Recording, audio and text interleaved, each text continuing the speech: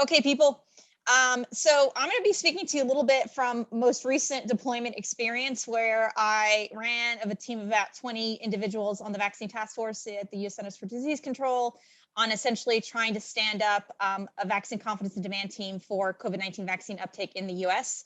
And we also stood up the Insights unit, which is our domestic infodemic unit for the first time ever. And so we learned a lot in that process, and many of you will actually meet some of my colleagues from CDC. We have a lot of CDCers that are participating in the training, so you'll learn from them as well. But just to say that a lot of these experiences that I'm going to be sharing with you come from those experiences and my experiences working and being deployed with UNICEF country offices, WHO country offices, working with ministries of health around the world to address issues related to the infodemic, to vaccine confidence and demand and uptake, because all of these things from an immunization perspective are quite linked. So a lot of my experiences come from immunization, but I think it will be quite relevant for many of you, since many of you are in a similar boat, that you're trying to get more shots into arms. So you will see, I will have advice in yellow for those who are infodemic managers who are taking the training, who themselves are managing the infodemic. Then I will have some advice in orange for the managers of infodemic managers, basically your bosses. Remember that slide at the beginning of today's presentation where we talked about the makeup of everybody who is at training? We have a lot of folks who are higher up in the managerial chain. And so they might not necessarily be managing the infodemic themselves, but they'll be responsible for managing groups of people who do infodemic management work. So I'm speaking to both of you in this presentation. So first of all, when you deploy, it's to address a challenge in a country. When you get infodemic managers, it's to support their success. And let's just talk about this. When you're an infodemic manager, you're expected to bring the following into country or into a specific situation: your brains, your formal education, your workplace experience, your judgment and reason, your emotional intelligence, your cultural competence, your passport and your paperwork if you're traveling internationally, your equipment, your humility, and both of your ears. I will repeat a piece of advice that the team lead for the STOP training tells every single cohort of stoppers that take STOP training with us at WHO and at UNICEF and with CDC. And that is, you have been given 2 ears and 1 mouth, which means that you should be listening twice as much as you open your mouth and speaking. And I think Neville also really highlighted the importance of listening, and that's especially true in infodemic management. When you're a manager, this is what you're expected to bring: your managerial brains, your institutional knowledge, your judgment and reason, your emotional intelligence, your cultural competence, your knowledge of the organization and how it works, because you might be bringing on people who are doing infodemic management, who are new to the organization, don't know how stuff works, who might need your assistance and mentorship in this area.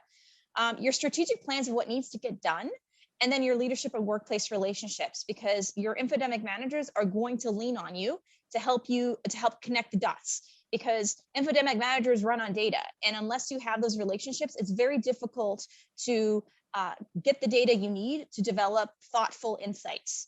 And that also means that you have to work across the organogram, you have to work across organizations between partners, and that's really challenging. So being an infodemic manager has unique challenges, and we've touched upon some of these already. Number 1, you may be asked to deploy virtually. Number 2, you're the new kid on the block and will need to educate others on what infodemic management is. Everyone has a different idea of what is infodemic management, and so you'll have to do a lot of education. There's usually no spot on the organogram for you. We already talked about this earlier today. There isn't always a counterpart to you in office or government. So for example, if you sit in a WHO or UNICEF country office or in a civil society organization, you might not have an infodemic management person that you're working with at Ministry of Health. Again, there's no space for it on the organogram in many countries, and so it can be difficult to find your counterpart. Other deployers may face cultural, political, structural challenges to working. You also might face technological and data challenges that other deployers might not be facing as much. And that's in peacetime when we aren't in a pandemic.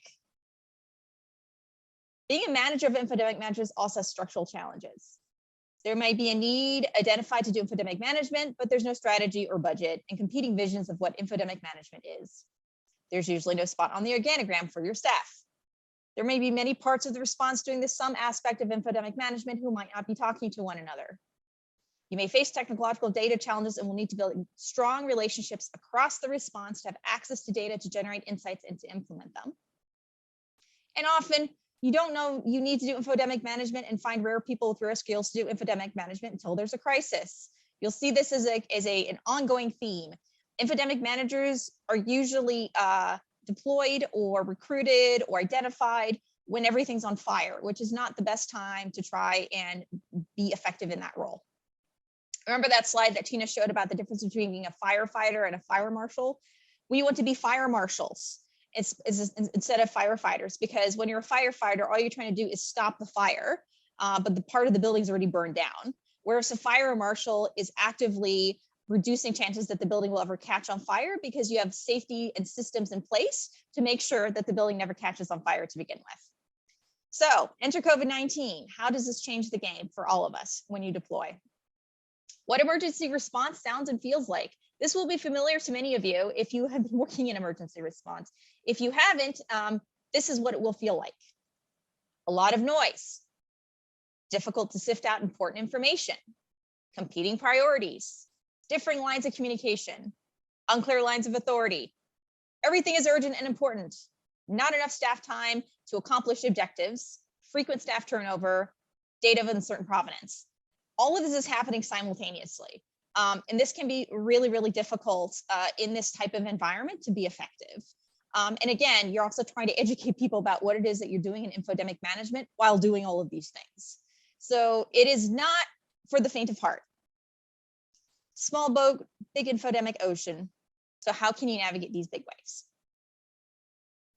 So I already showed you some of that life wisdom and advice from previous crops of infodemic managers, but you also have a lot of experience and wisdom that I think you should share with one another. So we are now going to do something fun. Another way that we are going to be interacting together is through Miro. So we're using Slido for questions and answers and for polls. We're using WhatsApp for the wisdom scenario. We will also be using Miro. So if you've never used Miro before, now's an opportunity to learn how to use it, because we'll be using this for interactive sessions throughout the course. So my questions for you are, what tips or advice do you have for one another about new workplaces? What burning questions about being an infodemic manager do you have? And so what we're going to do is we're going to share this Miro link, and you'll go to this link and you will have 5 minutes to add a sticky note that answers some of these questions. So I'll show you what that looks like. So I'm going to stop sharing and I'll reshare my screen in Miro. 1 second. Okay. All right, so Miro is basically a giant virtual sticky board, and it can look a little overwhelming, but there are some ways of making it less overwhelming. So can you all see that? So down here is a little map of the entire board, and what you should be seeing when you go to the link that's shared into the chat is you'll see these boxes that are different colors. And what you can do is you can zoom in onto these different boxes, and you can change, you can click on the arrow and click the little hand to move around. So this one is about how to build bridges with other parts of the public health response and outside organizations who are infodemic management stakeholders. Over here, we have worries, anxieties, burning questions that you have about being an infodemic manager. Down here, we have worries, anxieties, and questions you have about being a manager of infodemic managers. How do you address conflict or misunderstandings about infodemic management? And then finally, how to build virtual working relationships through screens effectively, because this will be a big part of your life. So what you're gonna do is you're gonna go to the middle here, you take a sticky note, you drag it over, and then you can fill out your sticky note and start typing. So here, one way I might say to build relationships, virtual working relationships, is I might make it a little bit bigger, said get virtual coffee with new colleagues, for example, right? So you can go ahead and grab a sticky, add it. You can make it bigger. You can add your advice for one another. You can go to any of the boxes that you want, whatever speaks to you. You guys have 5 minutes. So I am going to stop sharing my screen so this doesn't look so crazy, but you're going to go to the Miro link, go grab a sticky from the middle of the pile, drag it to one of these boxes, and go ahead and add your wisdom. You got 5 minutes. Liz, you should turn on, look at this. Oh my, also, if this looks really insane, if this is what you're seeing, it looks really insane. What you can do is you can click the little arrow next to the right of the sign up for free button at the top. So Tina, do you actually want to click that so people can see that?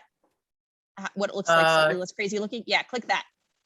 Oh. So this arrow right here will stop actually showing where people's cursors are, so you can actually focus on typing instead. Pencils down, or the equivalent of pencils down. I can see a lot of really exciting efforts here. So let me go ahead and reshare my screen. We'll do a quick tour of the boards. All right, let's start here at the top. So, and some people made gigantic stickies. Okay, so let's see. How to build bridges with other parts of public health response from outside organizations that are infodemic management stakeholders. Tina, what are you seeing here? I'm seeing a lot here about networking, building information bridges. sharing, yes, sharing experience. Ooh, I like this. Map who may be impacted or interested and or involved in infodemic management and related projects. Absolutely. Attend or host forums with stakeholders. What else are you seeing here? Create discussions and share information, ask questions, clarify. These are great. Good job, folks. All right, let's move on to how to build virtual working relationships through screens effectively. I see coffee is a big theme. By the way, I looked at the Slido results. Coffee has beat out chocolate for favorite Zoom snack. So we know that you are all coffee fiends. So we've seen virtual coffee variations several times here. Shadowing sessions, the different tasks, engage them in the team, listen effectively. Ooh, engage with people on LinkedIn, like their posts and tag them. Tina is an expert at this on LinkedIn. So if you have not followed Tina, follow her because she's really good at promoting and highlighting different infodemic management stories and publications and news articles. And also she loves to share the accomplishments of our unicorns who are out in the wild. So follow Tina if you want more hot tips and tricks on how to use LinkedIn more effectively for that. Talk in a friendly way and let them know my requirements. Short and sweet. Absolutely. Keep communications short and sweet, but frequent. Good idea. All right. What is this giant mystery sticky note back here that's hidden? Oh, I'm curious. Share the most common and weird misinformation and rumors. We definitely have a file of those, of like some of the just you can't believe it's real type things that we see. And I think that also goes to having a sense of humor about this is really helpful when you're working in an emergency response. These are great. Good job, folks. All right, let's pop down here to how to address conflict or misunderstandings about infodemic management. Proactive communication is a gigantic sticky note here in the middle. Could not agree more. What else are you seeing here, Tina? Empathy, patience, accurate communication, observing and listening, gathering evidence and speaking on evidence. Yep. Brainstorming sessions, sense making. I like this brainstorming sessions because the moment you ask for people for their opinions, they're immediately invested in the success of whatever it is that you're trying to tout. So this is a great way of not just addressing misunderstandings or conflict, but also getting more people on board with the program. And it will make your products and your processes better. Talking based on verifiable data and fact, and be open for exchange of ideas. Anything else? I like to get context. So, basically you're doing infodemic management for your own professional life while you're also doing infodemic management for the health program. These are all values that you are bringing into your own professional practice. Exactly. All right, let's go to worries, anxieties, and burning questions that you have about being an infodemic manager. Persuading technique. That's a big one. Big giant sticky here. What are you seeing here, Tina?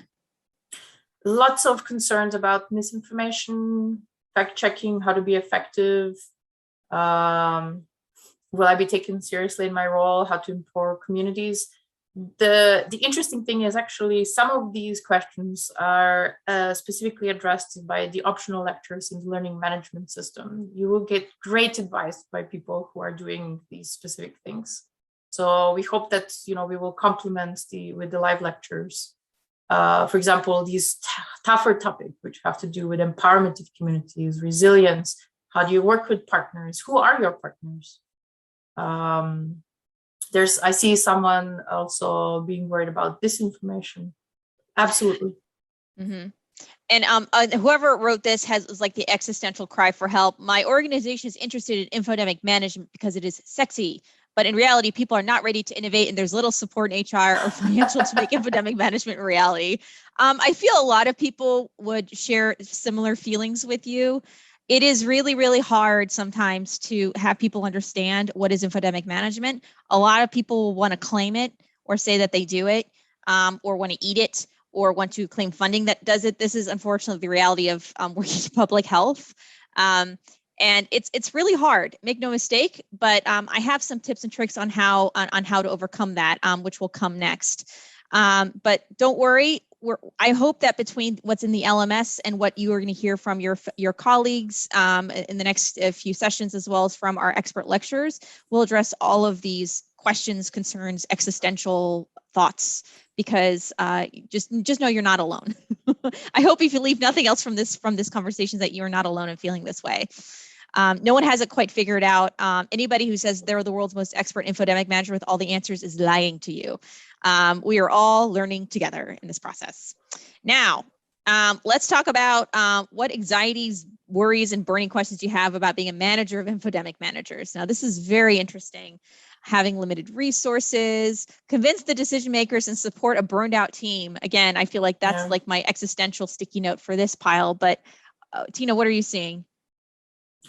Yeah, I see, a lot of care for the team and empowering it, which is more or less what you were also talking in the lecture about. So how do you advocate with decision makers for budgets and advocate for the team? How do I know as a manager what good management, infodemic management looks like, so that I can support the team for it? Are there examples of a job well done? These are all, managers who want to lead by example and know what they should drive towards. And I hope that we also, through the discussions, show, what potentially you can emphasize in your own organization as your priorities going forward. Absolutely. Can't do everything, but you can build on it. And I really appreciate the concerns. Yes, mobilizing resources to support. It's a really big concern, especially because we currently have been fundraising or been working off of emergency response for COVID-19. But as we move response also into peacetime structures, the resources and resource mobilization will be very important. Absolutely. So don't worry. Again, a lot of these questions and concerns we're going to address throughout the training, and you'll be hearing from people who are managers of infodemic managers, particularly Jess and Chris from our Insights unit at USCDC. This is exactly what they've done. But I would just highlight the person that says worried about burned out staff, and just trying to figure out what does success look like, especially when everyone has a different idea of what success is for an infodemic manager, barely understanding what infodemic management is. It's really challenging. So we're hoping to equip you all with some tools to do this. And with that, let me turn over to you back to the PowerPoint. There's a few more slides I wanted to share that hopefully will address some of those key concerns in a useful way. So let me go ahead and do that. 1 second. Sharing screen. All right, here we go. Okay. Thank you, everybody, for your participation in that Miro. That was a job well done. Next up, once you're deployed, how do you figure out where to start? Here are a few sense-making questions to get you started. You'll notice that the things that are asterisks are things that your manager should help you answer. So first, understand who has access to the right data and insight. What do you know? What do you not know? What assumptions are you making? Step 2, filter. How does this data relate to the infodemic? What is in scope? And depending on who your boss is and what part of the response you're in, what is in and out of scope is really, really different. And someone needs to put on their mute button, please. What is the strength of the evidence, and what can you safely ignore? Because that is probably one of the most critical questions here, because you can create your own infodemic if you don't figure out what is safely ignored versus what is actually important to focus on. Step 3, prioritize. What are your priorities in infodemic management? What are larger emergency response objectives, and how does your infodemic management work, ladder, and connect to them? And then build. This is really critical. What is in your power to influence now? What are the quick wins? If your first recommendation to your boss is, we need to tell Facebook to completely change how they address the infodemic in country X, you're probably not going to be very successful. So think about what can you influence now and what are the quick wins, because you want to be able to show quick successes. How do you build in metrics, and how will insights be added to the emergency response decision-making process? Again, going back to, you want to make sure your reporting is landing on the right desks and is being understood and utilized by the right people in decision-making areas of the response. So here are 5 tips for successful deployment. Tip 1, you're a burden until you aren't. Make yourself useful and quickly. Everyone is taking time out of their day to help you get up to speed. Return the favor and roll up your sleeves. Be clear on what your manager expects of you and identify and shape what other people's expectations are of you. Again, everyone has a different idea of what this means.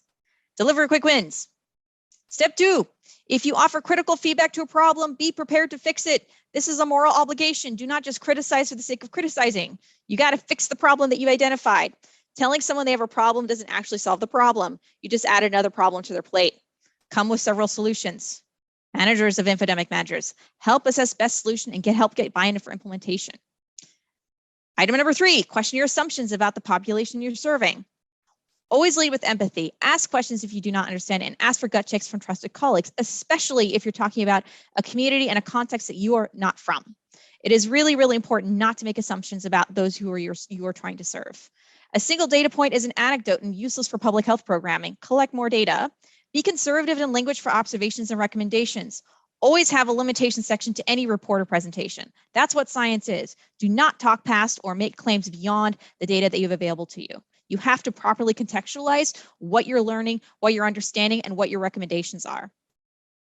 Step 4, give everyone the benefit of the doubt. The pandemic is rough on everyone. Extreme emotional reactions, burnout, inability to set work-life boundaries, and miscommunications, real or otherwise, are common. If you establish common purpose and demonstrate how you can and will help your colleagues, it goes a long way to alleviate stressors. Tell your manager when you need help. You know, your manager wants you to be successful. You have to let them know when you need help and how they can help you. And finally, step 5, create demand for the product people didn't know they needed. No one knew that they needed an iPhone until Steve Jobs invented the iPhone, right? So think about, what is it that you want to be offering for insights, and in what types of products that really are going to help move the needle. The products that you developed are a reflection of how well or little you understand programmatic needs. Your manager can help you understand them. Does an infodemic report published in a force make a sound? Again, document your reports, how they're being used to make public health work better. If you can't document, re-examine your tactics. Get your manager to help you identify target audiences and ways to report out insights and have action taken. And that's it. And I'll turn it back over to Tina.